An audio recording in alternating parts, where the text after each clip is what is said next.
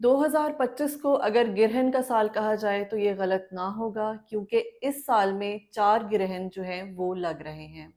इससे पहले 2 सूरज ग्रहण लग चुके हैं। 14 मार्च को एक चांद ग्रहण लगा था और अब 7 सितंबर और 8 सितंबर की जो दरमियानी शब है उसमें हम देखने जा रहे हैं चांद ग्रहण, 2025 का दूसरा चांद ग्रहण।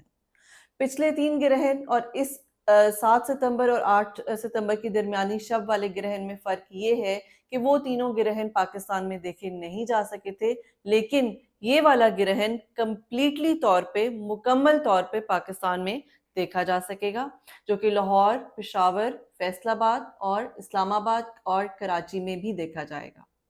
इसकी जो टाइमिंग्स हैं वो इस तरह से है कि ये 8:29 पे शुरू होगा, 11:11 पे ये मैक्सिमाइज होगा और 1:55 पे, जबकि 8 सितंबर की अगला दिन शुरू हो चुका होगा, ये रात के 1:55 पे ये ख़त्म होगा।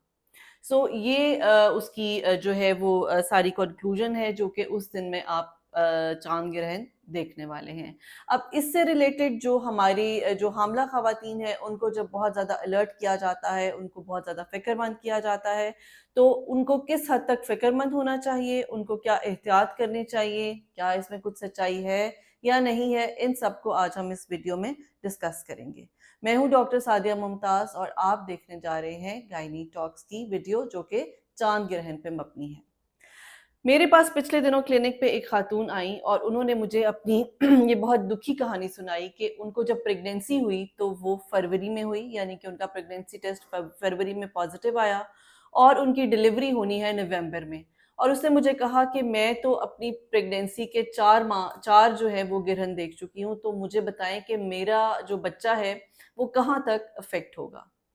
अब अनफॉर्चुनेटली हमारे यहाँ जो मिथ्स हैं उनको इतना स्ट्रांगली बिलीव और ट्रस्ट किया जाता है कि अगर कोई इन मिथ्स को डिबंक करने की कोशिश करता है तो या तो उसको नासमझ समझा जाता है, उसको पागल करार दिया जाता है और उसकी बात को भी बहुत ज़्यादा भाव नहीं दिया जाता। Even then as a responsible obstetrician मैं अपने इस वीडियो के थ्रू, इस चैनल के थ्रू, जितना अल्लाह ताला ने मुझे इल्म दिया है, मैं फिर भी इस टॉपिक के बारे में एक आगाही देना चाहती हूँ। और अगर कुछ ही परसेंटेज इस बात को समझ ले, कुछ ही लोगों में ये आगाही आ जाए और वो आगे लोगों को समझाना शुरू कर दें कि इसमें कितनी सच्चाई है, तो इससे बड़ी मेरे लिए कोई कामयाबी नहीं। अब बेसिकली जो चांद ग्रहण है वो क्यों होता है कि अगर हम उसको साइंटिफिकली देखें, जमीन, सूरज और चांद अपने अपने मदार में मूव कर रहे हैं। इनका अपना एक एक्सिस है जिसके अराउंड ये मूव करते हैं और फिर चांद और जमीन सूरज के गिर्द भी जो है वो एक सर्कुलर मोशन में मूव कर रहे हैं। एक टाइम ऐसा आता है कि जब जमीन जो है वो चांद और सूरज के दरमियान आ जाती है। अगर आपको डेफिनेटली इस चीज़ का इंफॉर्मेशन है कि चांद की रोशनी कैसे बनती है, तो चांद अपनी पूरी रोशनी सूरज से लेता है। जब ज़मीन सूरज और चांद के दरमियान आ जाती है तो सूरज की सारी रोशनी जो है वो चांद तक नहीं पहुंचती, बल्कि ज़मीन उसको ब्लॉक कर देती है और ज़मीन का साया जो है वो चांद पे पड़ने लग जाता है, जिसकी वजह से चांद मुकम्मल तौर पर या जुज़वी तौर पर अपनी रोशनी खो देता है और आपको उसको हम ब्लैक नाइट कहते हैं। चांद ग्रहण की एक बहुत इंटरेस्टिंग बात यह है जो कि शायद बहुत से लोगों को नहीं पता कि चांद ग्रहण हमेशा 14वीं रात को लगता है। इसके अलावा किसी भी रात में चांद ग्रहण नहीं होता। आप इस चीज़ को स्टडी कर सकते हैं, ऑब्जर्व कर सकते हैं, देख सकते हैं कि जब भी चांद ग्रहण लगता है उस दिन चांद की 14वीं तारीख होती है। ये तो थी इसकी साइंटिफिक इंफॉर्मेशन, नॉलेज जो कि आपको मुझे देना था। अब आते हैं उन मिथ्स की तरफ जिसको डीबंक करना हमारे लिए बहुत ज़रूरी है और स्पेशली इस साल में जो प्रेग्नेंट ख़वातीन हैं वाकई वो बहुत ज़्यादा अलर्ट रही हैं, बहुत ज़्यादा परेशान रही हैं कि हर दूसरे महीने तो चांद ग्रहण लग जाता है या सूरज ग्रहण लग जाता है। 14 मार्च से ये सिलसिला शुरू हुआ है और सितंबर में आकर तकरीबन हर ऑल्टरनेट मंथ पे कोई ना कोई ग्रहण जो है वो सामने आ रहा है। इसमें जो मिथ्स हैं उसमें सबसे पहली मिथ तो ये है कि जी इसमें हामला ख़वातीन को बाहर नहीं निकलना, घर के अंदर रहना है और कोशिश करें कि घर के अंदर हल्का-फुल्का चलती-फिरती रहें, चक्कर लगाती रहें, اگر بستر پر لیٹنا ہے تو بستر کے درمیان میں لیٹیں، کونے پہ نہ لیٹیں، کیونکہ اگر گر جائیں گی تو پیٹ کے اندر ہی جو ہے وہ بچوں کی ہڈیاں جو ہے بچے کی اس کو نقصان ہوگا۔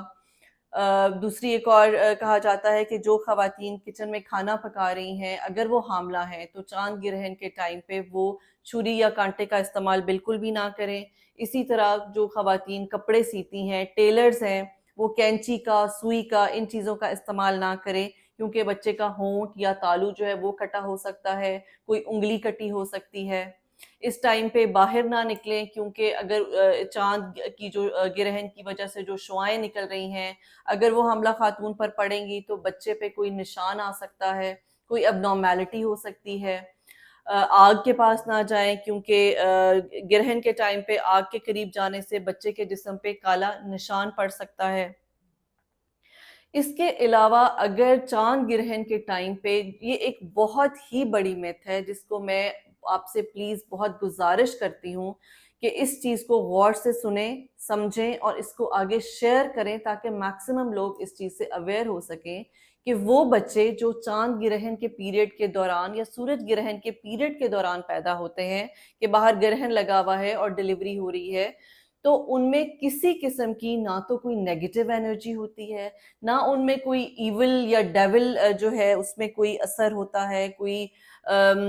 ہوائی مخلوق کا اس پہ اثر ہو جاتا ہے، کیونکہ انہی بچوں کو بعد میں بہت زیادہ بلی بھی کیا جاتا ہے اور ان کو بار بار یہ بتایا جاتا ہے کہ تم گرہن کے ٹائم پہ پیدا ہوئے تھے، تو اس طرح سے بچوں کو بھی بہت زیادہ سائیکولوجیکلی بہت اپسیٹ جو ہے وہ کر دیا جاتا ہے۔ تو ایسی اس میں کوئی بات بھی نہیں ہے کہ اگر چاند گرہن لگا ہے یا سورج گرہن لگا ہے اور کوئی ڈیلیوری ہو رہی ہے تو اس میں کوئی اس بچے پہ کوئی اس کے اثرات ہیں۔ ساتھ ہی ساتھ یہ جو ہے اس کو مس کیریجز کے ساتھ بہت زیادہ جو ہے وہ ایسوسیٹ کر دیتے ہیں کہ اگر چاند گرہن کے بعد سورج گرہن کے بعد اسی ہفتے کے دوران یا اسی پیریڈ میں مس کیریج ہو جاتا ہے تو اس کو پرٹیکولرلی ریلیٹ کر دیا جاتا ہے کہ تم نے گرہن والے دن یہ کیا ہوگا، اس وجہ سے تمہارا بچہ ضائع ہو گیا۔ تو یہ سب جو ہیں یہ myths ہیں that should not be followed۔ اب اس کا جو فیکچول سٹڈی ہے، جو اس کو میں نے جب ریسرچ کیا تو مجھے پتا چلا کہ ضرور یہ کہا ضرور جاتا تھا کہ رات کے ٹائم پہ جو ہے جو گرہن کے ٹائم پہ آپ کچھ جو ہے یہ اوزار استعمال نہ کریں، یا ایک اور چیز ہے کہ کچھ کھانا پینا نہیں چاہیے، اور وہ صرف یہ کہ بالکل اندھیرا ہو جاتا تھا، جب بہت پرانے وقتوں کی بات ہے جب لائٹس، روشنیاں، الیکٹریسٹی نہیں ہوتی تھی، دیے وغیرہ جلتے تھے، یا شاید اس سے بھی پہلے کی بات ہے، تو کیونکہ بالکل اندھیرا چھا جاتا تھا تو بیسیکلی ان کی پریونشن کے لیے یہ چیز کہی جاتی تھی کہ کہیں چھری کانٹا ہاتھ میں نہ لگ جائے یا کوئی اوزار ہاتھ میں نہ لگ جائے، ڈیفینیٹلی کھانے کے اوپر کوئی جو ہے وہ کوئی جانور نہ بیٹھا ہو، کوئی کیڑا مکوڑا نہ بیٹھا ہو، تو آپ وہ گندی چیز اگر کھا لیں گے تو وہ آپ کے لیے نقصان دہ ہوگی۔ تو یہ صرف وہ پریکاشنز تھی جو شاید لی جاتی ہوں گی، لیکن ان کو نسل در نسل چلتے چلتے چلتے جو ہے ان کو پراپرلی فیکٹس بنا کے ان کو بالکل ہی ایک نیگیٹو فارم میں جو ہے وہ پیش کر دیا جاتا ہے۔ اس سے نہ صرف حاملہ خواتین کی زندگی جو ہے وہ مشکل ہو جاتی ہے، بلکہ ان کے لیے ایک پریشانی کا، ایک سٹریس کا فیکٹر جو ہے وہ ایڈ ہو جاتا ہے۔ اور اگر ہم اس کو ریلیجس پوائنٹ آف ویو سے بھی لیں تو یہ اللہ تعالیٰ نے جو ہے یہ ایک نشانیاں ہیں، رب کی نشانیاں ہیں، اور جیسے کہا جاتا تھا کہ بہت سے لوگ سورج کی جو ہے وہ پوجا کرتے ہیں، تو اللہ تعالیٰ نے بتایا کہ جب سورج کو بھی گرہن لگتا ہے تو وہ بھی جو ہے وہ اندھیرے میں چھا جاتا ہے، تو اس لیے اس کل کائنات کا رب صرف اللہ تعالیٰ ہے اور وہ ہی عبادت کے لائق ہے اور وہ ہی ساری قدرت رکھتا ہے۔ Thank you so much.